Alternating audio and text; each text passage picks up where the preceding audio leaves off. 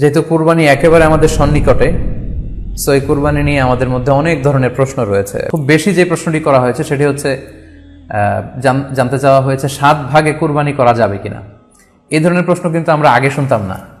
Recently কিছু কিছু স্কলারদের আলোচনা বা এতে করে লোকজন হয়তো বিভ্রান্তিতে ভোগেন কিংবা একটা ধোঁয়াশা তৈরি হয়, ফলে এই প্রশ্নটি করা হচ্ছে। আমরা আবহমান কাল থেকে আমাদের প্রিয় মাতৃভূমি বাংলাদেশে হয়তো ছাগল কুরবানি দিয়েছি অথবা গরু কুরবানি দিয়েছি সর্বোচ্চ 7 ভাগে।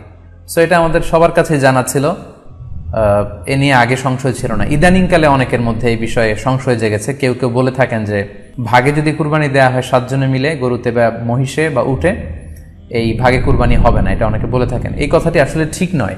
আপনি যদি ভাগে কুরবানি দিতে চান এটি জায়েজ আছে, এবং একটি উটে বা মহিষে বা গরুতে আপনি সর্বোচ্চ 7টি ভাগে কুরবানি দিতে পারবেন ইনশাআল্লাহ। এ ব্যাপারে সহিহ মুসলিমের একটি হাদিসকে আমরা এখানে উল্লেখ করতে চাই।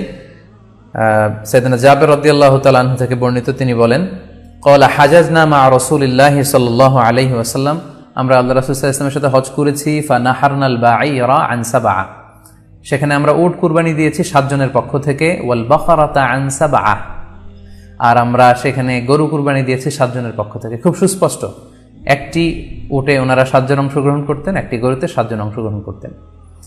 তো এই হাদিসের আলোকে অনেকে বলে থাকেন যে এটি হজের সময়, সফরের সময়, কিন্তু মুকিম অবস্থায় 7 ভাগে দেয়া যায় না। আসলে এই কথাটিও ঠিক নয়, কারণ সুনানে আবু দাউদের আরেকটি হাদিসে এসেছে যেখানে আল্লাহ রাসূল সাল্লাল্লাহু আলাইহি ওয়াসাল্লাম সুস্পষ্ট বলেছেন, সেখানে হজ বা কোনো সফরের উল্লেখ নেই। সেটা হচ্ছে জেনারেল স্টেটমেন্ট, অর্থাৎ আল বাকারাতু আন সাবআ, গরুতে সর্বোচ্চ 7 অংশ দিয়ে কুরবানি দেয়া যায়।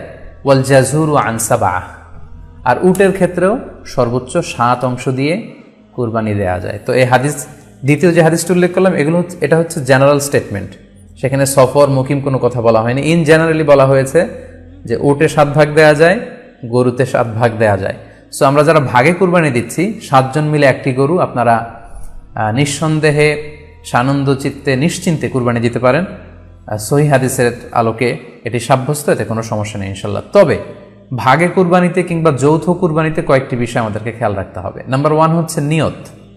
আপনাদের ইন্টেনশনটা ক্লিয়ার হতে হবে। প্রত্যেকেরই যাতে একই ইন্টেনশন থাকে, সবারই যাতে ইন্টেনশন থাকে যে শুধুমাত্র আল্লাহ তাআলার সন্তুষ্টির জন্য আমরা এই কুরবানি দিচ্ছি। এখানে কয়েকজনের যদি ইন্টেনশন থাকে যে আল্লাহর সন্তুষ্টি, অন্যজনের যদি নিয়তে ঝামেলা থাকে, তাহলে কিন্তু কুরবানিটা প্রশ্নবিদ্ধ হয়ে যাচ্ছে। কারণ ইন্নামাল আমালু বিন্নিয়াত, ইয়ানি ইন্নামা সাওয়াবুল আমালি বিন্নিয়াত, সমস্ত কাজের প্রতিদান দেয়া হবে আপনার ইন্টেনশন বা নিয়তের উপর ভিত্তি করে।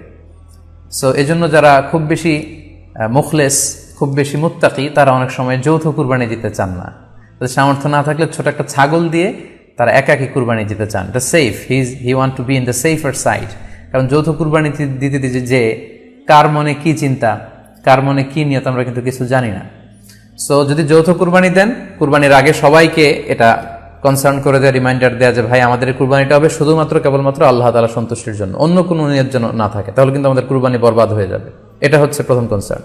2 নম্বর কনসার্ন হচ্ছে হালাল উপার্জন দিয়ে কুরবানি হতে হবে। যৌথ কুরবানিতে কেউ কেউ যদি এমন থাকে যাদের উপার্জন হালাল না, সেই কুরবানি কিন্তু আল্লাহ তাআলার দরবারে কবুল হবে না। সো এটা খুব গুরুত্বপূর্ণ একটা বিষয়। আরেকটা হচ্ছে লৌকিকতা।